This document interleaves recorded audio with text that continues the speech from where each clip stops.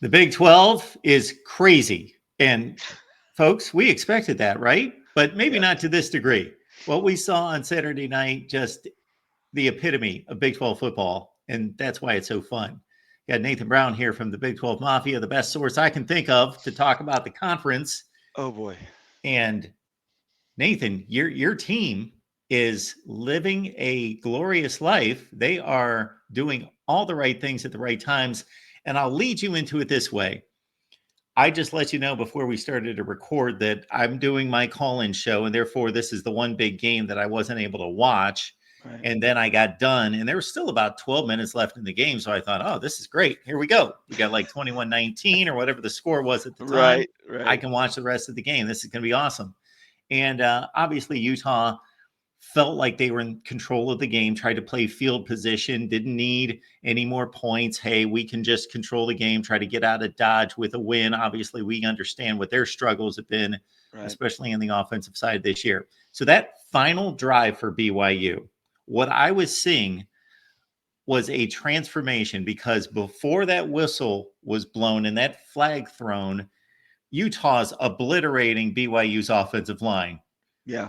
Retzlaff didn't have a chance. He's running for his life every Yeah. play, throwing the ball out of bounds, throwing it wildly up in the air because he's just got no chance. Almost got a safety, tackled him right at the goal line. Yep. As soon as that flag was thrown on fourth down on that holding call by the cornerback over on the left sideline, boom, that BYU offense kicked in and started making plays. It was like a different set of guys walked out onto the field. It was Right. amazing.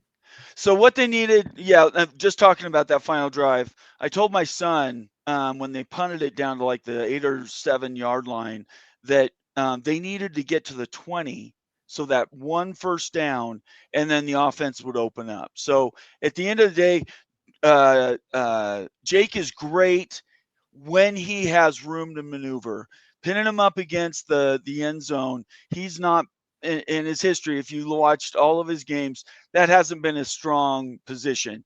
SMU on two different plays in the game they played them, they almost got safeties on him. There was even an interception at like the 20-yard line on one play. So that's not where he really makes hay, right? So we all knew that. But I told my son if they could get it to the 20, the field would open up. And certainly, wow, what was it, 3 passes and you're down to the 38-yard line? I mean, that's crazy, right? If you watch the whole entire game, you never would have thought that would have happened in that position. I believe Utah was number 12 in the nation in total defense going into that game. Their defense is what Kyle Whittingham leans on. And yeah, I was concerned. But I'll take you back to halftime. And I don't know if you watched the beginning of the game at all in replay or whatnot, but at the end of the first half, it was 21-10. And the last drive of that half, BYU made the cluster of a 2-minute drill, which is interesting because against Oklahoma State, they'd use the exact same type of plays to score at the end of the game and win in less than 2 minutes. So the 2-minute drill, I was shocked and stunned by how poorly they did. They wasted a timeout. They did a substitution, and you know as well as I do know now, the new trick, maybe started by Kyle Whittingham, is to if you sub an offensive player, that defense is going to run off the field slower than you could ever hope for. And it ended up costing them 10 seconds. It's not the yardage that mattered. It was the 10 seconds because there was only 9 seconds on the clock. So they already butchered one of these 2-minute drills. And at the end of the day, what it looked like is Jake all of a sudden had time because they now could put more receivers into patterns. Getting out of the end zone, essentially, they couldn't run the ball, and they had no position for the defenders to block. I believe on one play they even blitzed 8 people. And I don't know, Mark, if you could do a pass with 8 people rushing you, but certainly I could not. Which is why it was so important to focus on that holding play because Drake rolled out to his left, and the receiver was in the left pattern, and he had no safety help. The safety help was going to the right side of the field. So the arm bar, which is where it started, eventually moved to a hold, and Terry McCauley saw that and said, boom. You and I both know who Terry McCauley is, one of the most professional referees in the nation, in all of college and college football in general. And he said, absolutely, it's a hold. These excuses about, well, you don't do that at that time in the game. When I hear that, I think about NBA basketball. They talk about that all the time. You can't call that foul at the end of the game. Look, there is no time where you cannot throw a flag and call a penalty because it restricted that one player, and you don't know if Jake could have gotten the ball out fast to him or not. That's the essential part of it. So the drive down, once they got to their own 20-yard line, I told my son, they're going to win this, at least get to a position where they could win it. And sure enough, I think it was 6 plays, 3 passes from their own 20 to, I think we ended up on the 27-yard line of Utah. They had 6 plays to stop them, and Utah's defense folded after that penalty was called. Got Nathan Brown here from the Big 12 Mafia. So join him right here on YouTube. It's easy to find Big 12 Mafia. They go live all the time, talk Big 12 football, national landscape, the whole deal right there. I'll let you know where I stand on the officiating side of things. Okay. I don't want to see officials decide games. That is where I stand in regards to, yes, that would be the ultimate. That would be the optimum, that the players are playing within the rules. Therefore, the officials don't have to decide the games. Right. But I want to have the officials call penalties when there are penalties. They can't determine in their minds, okay, we're going to let things go because this is the last 2 minutes of the game.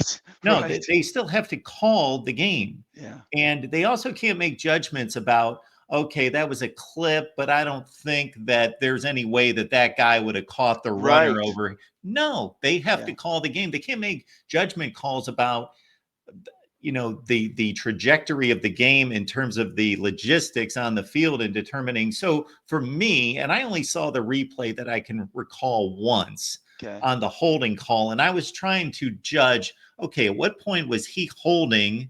Because it was a clear hold. Yes. At what point was he holding versus where was the pass rush at that point and Retzlaff trying to throw the ball? And it looked like he was toast. He was done. But again, the officials can't, they're not syncing a play. It's not that's their responsibility. Right. They call the penalties if they are rightful penalties. That's all they can do. And so I don't like to see that because I want to see the players, the determination of the talent and the skills and the ability to make plays and the execution determine the game. But the officials still have to call the penalties if they are a penalty. And in that case, that was a penalty. So for Utah Athletic Director Mark Harlan to make the statement that he did, that they got robbed, well, that's a very blatant statement. They still had 80 yards to defend after that play, and they still had the opportunity to go out there and shut down BYU. So that did not lose the game. Yes, I understand that takes maybe some life out of your defense, that they got to think, okay, we just stopped them and we got to suck it up. It's first down. We got to go back at it. But we see that situation all the time where teams are able to be resilient and get through a penalty and dominate the game after that. And they just failed to do that. Well, look, games aren't lost in the last 2 minutes because of a referee's call. Games are lost in the second half, and I would even argue the first half in the first quarter. Utah got all their points in a very crazy second quarter, right? So they had an entire half, and I did the math. It was 9 possessions. They had 9 possessions, opportunity to score, and didn't. So I don't care what your lead is. That's not what as far as I know, football isn't about how big a lead you get. It's about how you finish the game. And I realize it's been ugly at times for BYU. And they are kind of now at the top of the Big 12. But at the end of the day, they've won these games on the field. They beat Oklahoma State. They beat SMU. They beat Kansas State. And these are all teams that started either preseason number 1, like Oklahoma State did, and Utah for that matter, or BYU just went in and just beat them. At the end of the day, luck, you can call it whatever you want. You have to win those games. You only need 1 point to be more than the other team. And the idea is to keep winning. So, yeah, and I know most of the people that watch you, and maybe if I'm on a little bit more, I can bring more of the Western people in to help. But at the end of the day, if you're watching and you're in a different conference, I understand how you could look at some of this and say, hey, this doesn't look, it looks wacky. The Big 12 again has gone to this wacky conference. What are they? But these teams are playing every Saturday. They're playing across the country, each other and out of conference. And you have to win the ball game. And how many teams, hello, Miami, how many teams are supposed to win by a bunch of points? Talk about BYU was favored by 4.5 or 3.5. I think the line moved to. What was Miami favored by? It was in the 11 and a, 20s. It was yes. in the 20s. I think if I recall when I made my pick, it was like 25 and a half or some ridiculous number. I might be remembering that wrong. Don't get a gotcha for me. It's about Even 11. 11. Okay. So in Yeah. my list, I was looking at a different game. 11 and a half. Well, they lost. Who cares what the spread was? You have a better team that goes out there and can't make those plays. So which is more important? The resilient team that goes out there and yeah, they might not make it look good, but they win, or this eye test crap where, well, but they looked better last Saturday, so of course they just had a bad day today excuse is a bunch of garbage. So that's where I'm at with BYU and Utah. The Mark Harlan thing, just really quick. Look, it was unprofessional. His emotions got the better of him. That's not an excuse you can use. And then him criticizing the validity of the referees and all of their calls, on top of saying the Big 12 was not doing them service. I think at the end of the day, in my opinion, if I was the president of that school, I would have fired him, because the relationships that you're trying to build with the Big 12 are so new. We're only 3 months into this, 2.5 months into this, and you have one of the leading ADs. And AD, by the way, if Utah was 8-0, 9-0, would not have run to any pedestal and said, hey, but the referees did this. It's only because they're 4-5, and you lost a very passionate holy war. And oh, by the way, you came out of this is a different conversation we'll have in the future. Utah's standing in the Big 12. We need to make that a topic of one of our shows. But at the end of the day, I think Mark Harlan showed no class and really did damage to the relationship they have with the Big 12 and the school in general. So we're going to have Nathan on every week. I enjoy looking forward to these conversations we'll have with Nathan for the rest of the season, talking Big 12 football. So we will do these live going forward. So we'll take your comments and questions there in the live chat. But yeah, look forward to that. Some great topics as the Big 12 is headed toward a historic championship race. So before we span out to the entire conference and this championship race, BYU 5-7 last year, only won 2 games in the Big 12. Right. You picked them about 6-6. I Yeah. can't recall what I picked them, but it was something in that range. I believe I said 6-6 as well. So this is unexpected. Now, a lot of people will point at that Oklahoma State game. Oh, that's an ugly win. They haven't won a game in the Big 12. You barely won that one, barely won this one, needed a call. They've played 10 games. Now, most teams have needed, you can go chart the course of college football history from season to season, and championship teams usually need 1 or 2 of those anyway. So that's not an outlier by any stretch. Not everyone's 1995 Nebraska. That's the last team on record that blew out everyone, didn't get challenged by anyone. So they have had also their fair share of dominating teams and controlling games, like they did against Kansas State, like they did against the UCF just a couple of weeks ago when they were a 2.5-point favorite or underdog. That was crazy. Against UCF. I was shocked when I saw that. I thought either Vegas knows something I don't know, or that's some easy money played right there. Everybody said the same thing. There is an injury going to come out? Is a firing going to happen to a leading coordinator? No, it was none of that. In fact, this team couldn't be more together if they wanted to. So how do you how do you explain this turnaround by BYU football this year? Well, for one thing, they've kept their team together. I think, only lost 2 or 3 transfers. And in history, if you look back, if a team has been bad one season, but they return virtually the entire team, plus you continue to bring in really, really good recruiting classes. And this last year, BYU did really good on defense, certainly. I think it all comes down to what Kalani's been building. This is his, am I right, 8th year.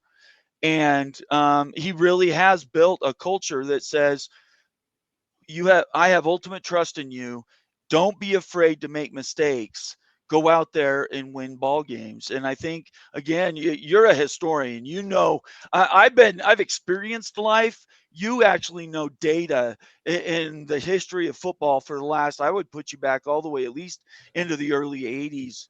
And in my opinion, everything that you've talked about on your past shows has come to fruition in these recent last years. TCU, don't forget, TCU lost the conference championship game, and then went on to beat a Michigan team that Arbod said was one of his best ever, and went out and really thumped them. It was a closer game on the point spread, but TCU played really well in that game.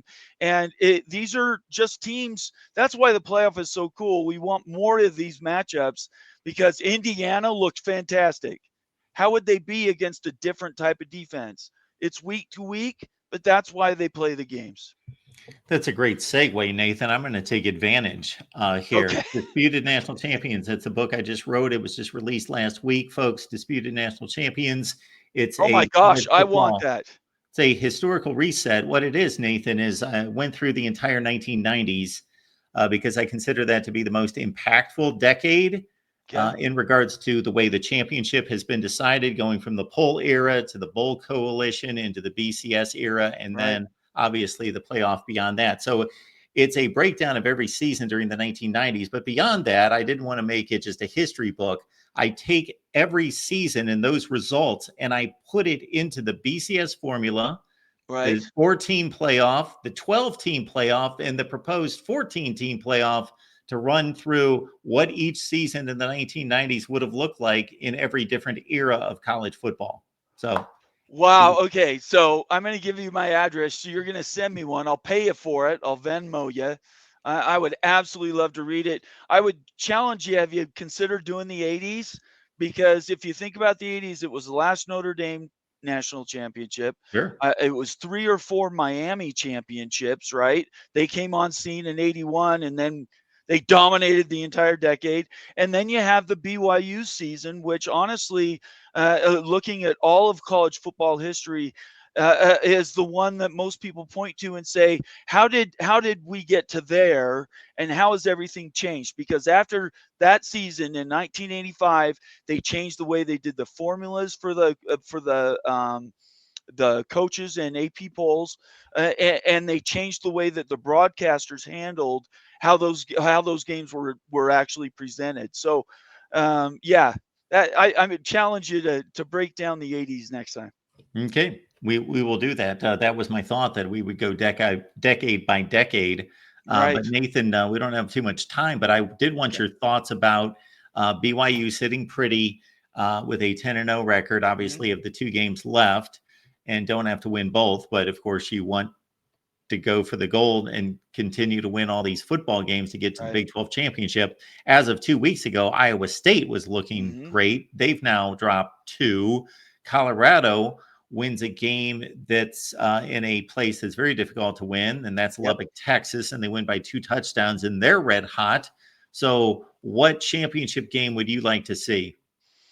I'd love Colorado BYU. That number would be massive. Yep. I don't know normally how big the Big 12 championship game attendance has been and viewership, but I think that would break some records, that game, for multiple reasons. Dion, his family, the team, they were so underrated. I had them 6-6, like I think maybe you mentioned.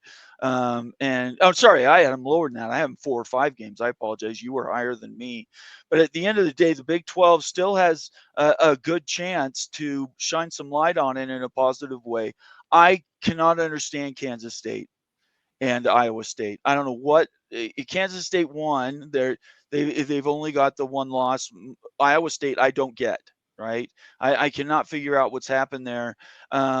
Maybe it's just history catching up with them. They've never won 10 games, so maybe that was part of it. But at the end of the day, the championship I want to see is an undefeated BYU, and it would be a 10-2 Colorado team if they win out.